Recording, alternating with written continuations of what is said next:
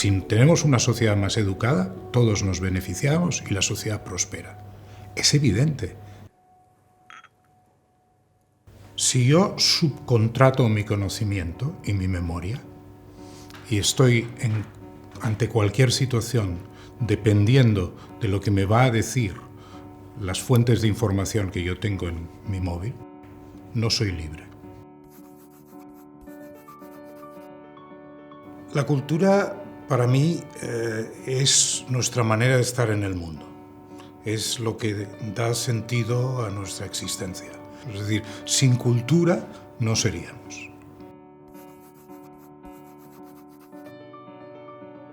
Los seres humanos, como especie, no hubiéramos sobrevivido en el planeta sin cultura. Es aquello que nos vamos legando de generación en generación para ayudarnos a entender de dónde venimos y a dónde vamos. Las sociedades necesitan no solo tener un repertorio de oferta de ideas, sino también seleccionar. Para mí uno de los valores principales es esto que se llama el cosmopolitismo, que es entender que tenemos que vivir en un mundo de extraños, que ya no somos todos de la misma tribu y que por lo tanto el gran desafío y el gran compromiso es hacer un esfuerzo por entender al otro. Y el miedo a que el otro se exprese, ¿no?, es una expresión de la inseguridad sobre nuestras posiciones. Todo el ejercicio de cancelación es un ejercicio de decir, no, yo no estoy convencido de que lo mío sea más persuasivo que lo del otro, por lo tanto quiero que el otro calle. Una de las condiciones de la convivencia democrática es entender el punto de vista del otro, saber ponernos en los zapatos del otro, sobre todo en una sociedad donde cada vez somos más distintos, donde la composición social es más heterogénea.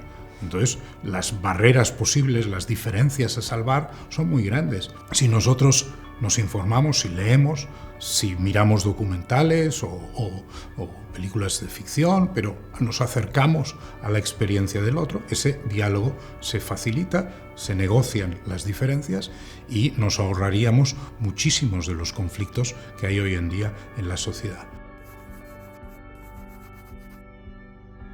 Nosotros estamos hechos de memoria y por lo tanto no solo de lo que hemos experimentado, sino de aquello que hemos leído, de aquello que nos ha enriquecido. Todo esto va formando parte de quienes somos. Y en el fondo, buena parte de los conceptos que asociamos a la idea de identidad, conceptos como género, conceptos como nacionalidad, como religión, como etnicidad, son conceptos culturales, son constructos culturales.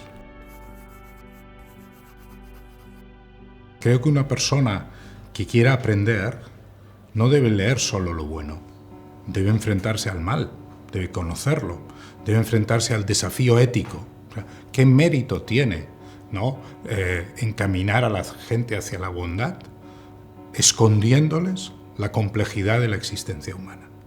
Vivimos en un sistema educativo hostil a esto que llamamos cultura y particularmente hostil a lo que llamamos humanidades. De alguna manera va en contra de la idea de que la educación debe formar individuos y ciudadanos completos, críticos, que se elimine la formación humanística de carreras profesionales, ingenieros, arquitectos, científicos. Toda esta gente pueden decidir sobre la inteligencia artificial, sobre la genética, sobre el cambio climático, sin una formación humanística que coloque al ser humano en el centro de sus preocupaciones.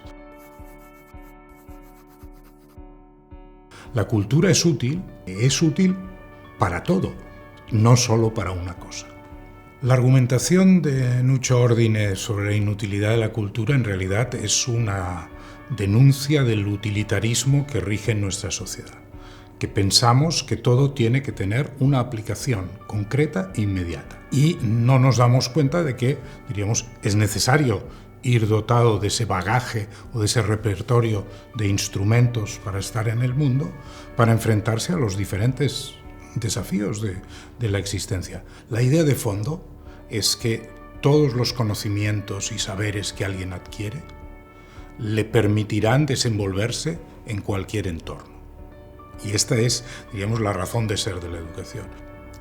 A mí me sorprendió mucho leer una noticia de que en Nueva York han abierto clubs de lectura donde uno se suscribe para ir allí, se lleva su propio libro y no va a comentar nada, va a leer durante una hora, lee media hora, hace un descanso y luego lee otra media hora. Uno paga para aislar una hora de su tiempo y dedicarlo a la lectura para defender esa hora de las exigencias que nos rodean en la sociedad actual. A mí me parece muy triste. El problema no es si se lee o no se lee, sino cómo se lee, que tiene que ver con las distracciones, que tiene que ver con el tiempo. La lectura es un elemento esencial para el ser humano, porque de lo que estamos hablando es que nos tenemos que alimentar de aquello que otros seres humanos aprendieron antes que nosotros. Por eso yo no distingo entre educación y cultura. La educación es lo que nos dan en la escuela, en la universidad, donde sea, pero luego seguimos aprendiendo y la lectura es parte de esto. Si creemos en el estado del bienestar y nos preocupa de verdad la igualdad entre los ciudadanos, no se puede dejar de lado la cultura. Es absurdo pensar que hemos de proporcionar a todos los ciudadanos una educación formalmente básica, instrumental, utilitarista, para que puedan mejorar su rendimiento laboral, es decir, los podamos explotar mejor, y en cambio no queramos ayudar con recursos públicos a que como parte de ese estado de bienestar se enriquezca, ¿no?, la oferta cultural y se facilite el acceso de todos a la cultura. Porque esa es la gran fuente de desigualdad. Si tenemos una sociedad más educada, todos nos beneficiamos y la sociedad prospera. Es evidente que una sociedad más culta, para decirlo de una manera, beneficia al conjunto y trae prosperidad y bienestar a una sociedad. Sí. Y eso no se computa. Hoy en día no vivimos en un mundo donde la distinción social venga de la cultura. Es el dinero. Vivimos en una cultura del dinero.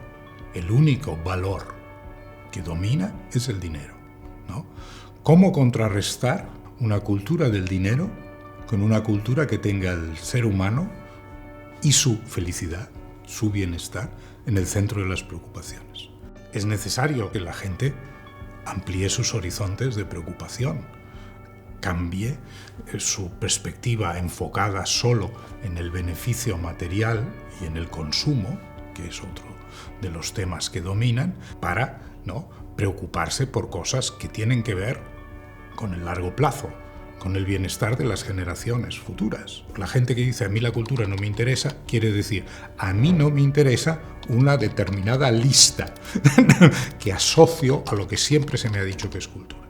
Hay que ser más abierto con la lista y asumir que a la gente, ¿no?, le pueden llegar las cosas por vías diferentes y uno no puede buscar las respuestas hasta que no se ha hecho las preguntas.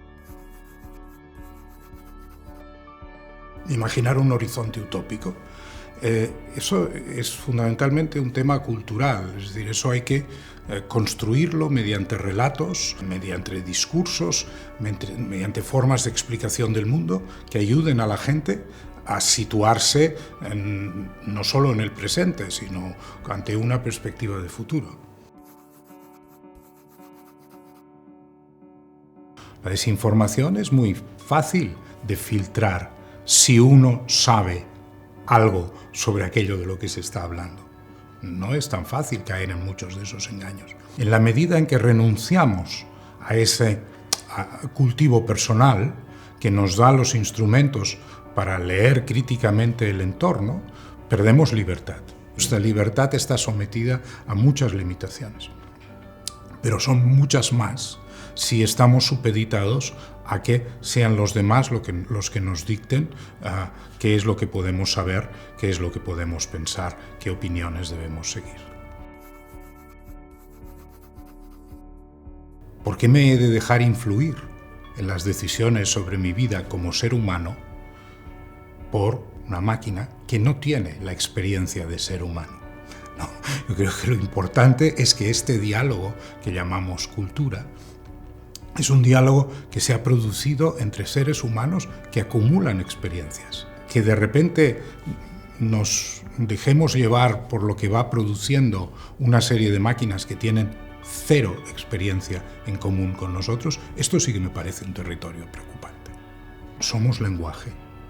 Nuestra manera de entender el mundo es el lenguaje.